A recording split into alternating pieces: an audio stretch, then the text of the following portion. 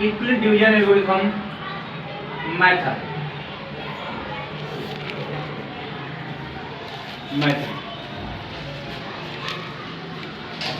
20 and 30 का हमको निकालना है क्या, HCF बाई, क्या निकालना है, HCF निकालना है बाई यूक्लिड डिवीजन एल्गोरिथम से क्या निकालना है, HCF। कैसे निकालते हैं, सबसे पहले लिखेंगे जो इसमें बड़ी वाला डिजिट होता है, बड़ा वाला नंबर होता है 30 इक्वल टू 20 इंटू 1 प्लस 10। कैसे आया देखिए, हम 30 में, ये रफ कार्य है आपका, रफ कार्य है कि 30 में 20 का डिवीजन करेंगे, बन जाएगा 10। इसको कैसे रिप्रेजेंट करेंगे, 30 इक्वल टू 20 इंटू 1 प्लस 10। अभी 20 लिखेंगे यहाँ, अब 20 में डिवाइड करेंगे 10 का, दो बार में 10 इंटू 2 प्लस 0। जहां पे रिमाइंडर 0 आ जाए वहां पर आपको क्या कर देना है, रोक देना है, और रोकने के बाद जो हमारा आंसर होगा यही आपका क्या होगा, HCF। क्या होगा, यही होगा HCF। ये जो रूल कहलाता है, ये कहलाता है Euclid division algorithm. Euclid division algorithm. Example एक और लेते हैं, कोई और एग्जांपल,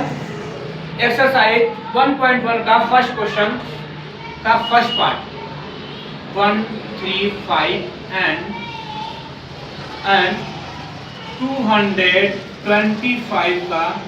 HCF निकालना है bye Euclid division method.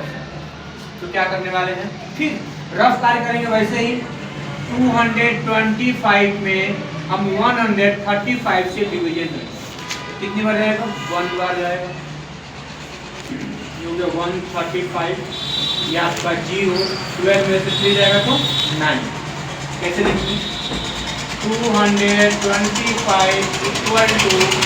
135 plus 9। फिर अब क्या करेंगे, 90 वाला 135 तो लिखेंगे 135 इक्वल टू 90 इंटू,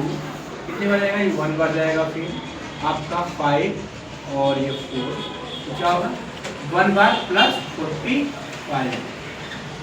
फिर क्या करेंगे, 90 इंटू 45 इंटू 1, तो 1 नहीं 2 होगा, क्योंकि यहाँ पे जब हम 90 रखेंगे तो 2 बार में जाएगा, 45 टू जा 90 प्लस 0। जब रिमाइंडर 0 आ गया तो क्या करेंगे, यहीं पे आपको रोक देना। रोकने के बाद हमारा आंसर क्या होगा, HCF जो होगा आपका होगा 45। समझ आ गया होगा आप लोग को। देखिए ये है HCF by Euclid division algorithm से हमने क्या निकाला, HCF निकाला। इसी रूल को बोलते हैं यूक्लिड डिवीजन एल्गोरिथम, जो आपके एग्जाम में 2 नंबर का क्वेश्चन आएंगे, 100% आएंगे यूक्लिड डिवीजन एल्गोरिथम। नेक्स्ट एक और एग्जांपल लेते हैं, और एक एग्जांपल लेते हैं।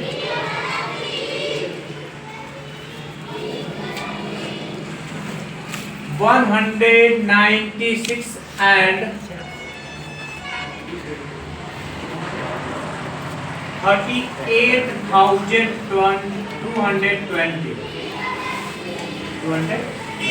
आपका सबसे पहले काम क्या है, इसका रफ फिगर बनाना। क्या बनाना, रफ फिगर बनाना। देखिए 196 38220 आपको ले जाना पड़ेगा, कितनी बार है, एक बार जाएगा, 196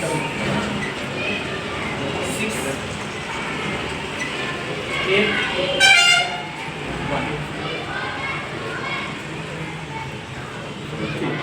2 का कितनी बार जाएगा अभी,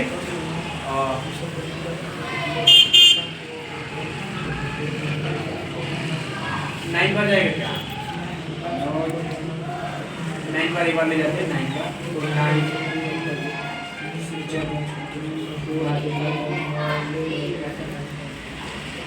86 नो नॉट 6 12 में से 4 गया 8 15 में से गया 9 कट गया 98 ऊपर में क्या लिखेंगे 0 तो आपका जाएगा कितने बाजी 4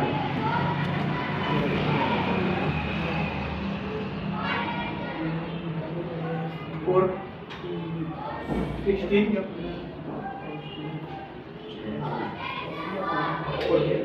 4 6 जा 24 carries 2 4 9 जा 36 36 और 2 38 carry 3 7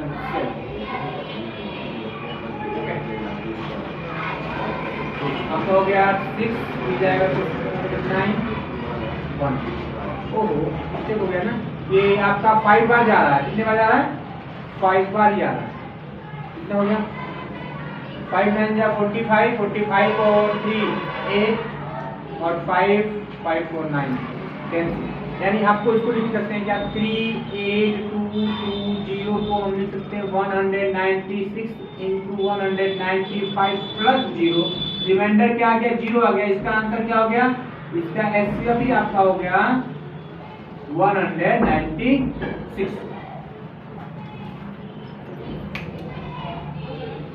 अब हम पढ़ेंगे टर्मिनेटिंग एंड नॉन टर्मिनेटिंग किस नंबर को टर्मिनेटिंग नंबर बोलते हैं किस नंबर को नॉन टर्मिनेटिंग नंबर बोलते हैं देखते हैं इसको क्लियर कर लेते हैं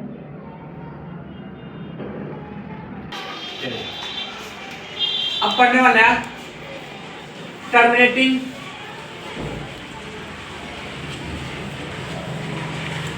एंड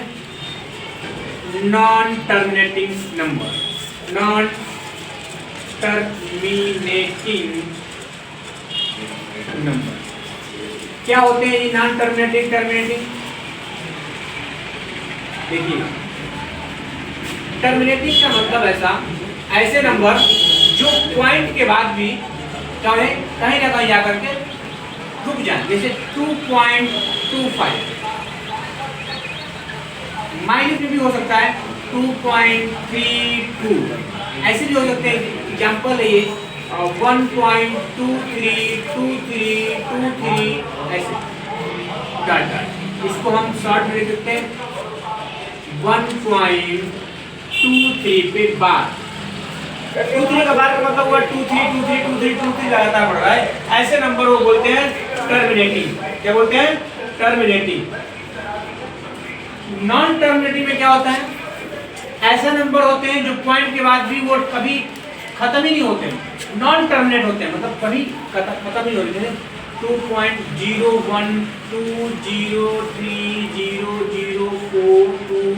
0.00105 ये क्या और ना ही रुक रहा है नहीं रुकने का मतलब रुक ही नहीं रहा है इसे बोलेंगे क्या नॉन टर्मिनेटिंग क्या बोलेंगे इसको नॉन टर्मिनेटिंग ये नॉन टर्मिनेटिंग ऐसे नंबर ना तो रिपीट कर रहा है क्वेश्चन डिजिट ना ही रुक रहा है इसको बोलेंगे नॉन टर्मिनेटिंग टर्मिनेटिंग में क्या बोलेंगे जो पॉइंट के डेसिमल के बाद भी क्या हो जाए नंबर रुक जाए उसे बोलेंगे टर्मिनेटिंग अच्छा इसको हम कैसे पहचानेंगे कि कौन टर्मिनेटिंग है जिस नंबर दे दिए पॉइंट में ना दे करके फ्रैक्शन में दे दे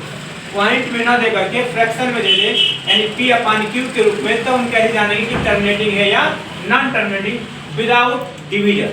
जैसे क्वेश्चन है 3/5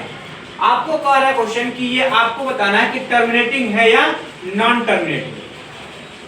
लेकिन नया कंडीशन क्या डाला हुआ कि आपको 3 में 5 का डिवीजन नहीं करना है आपको बस इसे देख के बताना होगा कि टर्मिनेटिंग है या नहीं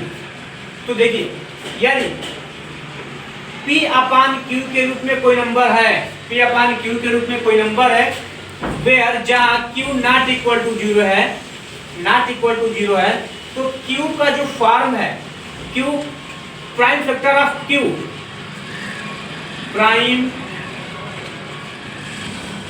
प्राइम फैक्टर ऑफ q क्या होना चाहिए 2 के पावर n into 5 के पावर n 2 के पावर n इंटू 5 के पावर m अपर, यानी इस टाइप का होगा तब तो वो नंबर क्या होंगे, ये फ्रैक्शन क्या होगा, टर्मिनेटिंग होगा। यदि इस फॉर्म का नहीं होगा तो नंबर क्या हो जाएंगे, नॉन टर्मिनेटिंग। एग्जांपल की बात कर लेते हैं, देखें यहाँ पे मैं लिखता हूँ 36/20। अब आपसे बोलता है कि बताइए टर्मिनेटिंग है या नॉन टर्मिनेटिंग, तो आप क्या करेंगे, ये 36 और 20 का हम फैक्टर करेंगे, तो देखिए 20 का जब फैक्टर करेंगे तो 2 × 2 × 5 है, यानी इसका मतलब ये हो गया कि 2 के पावर 2 × 5 के पावर 1, यानी इस टाइप का हो गया ये ना। जब इस टाइप का हो गया तो इसको हम क्या बोलेंगे, इस नंबर को टर्मिनेटिंग। क्या बोलेंगे, टर्मिनेटिंग। अब मैं नेक्स्ट क्वेश्चन लेता हूँ, नेक्स्ट एग्जांपल, ये एग्जांपल लेना, दूसरा एग्जांपल मैं ले रहा हूँ 26/27। अब इसको हम क्या बताएंगे कि ये टर्मिनेटिंग है नॉन टर्मिनेटिंग, टर्मिनेटिंग है या नॉन। तो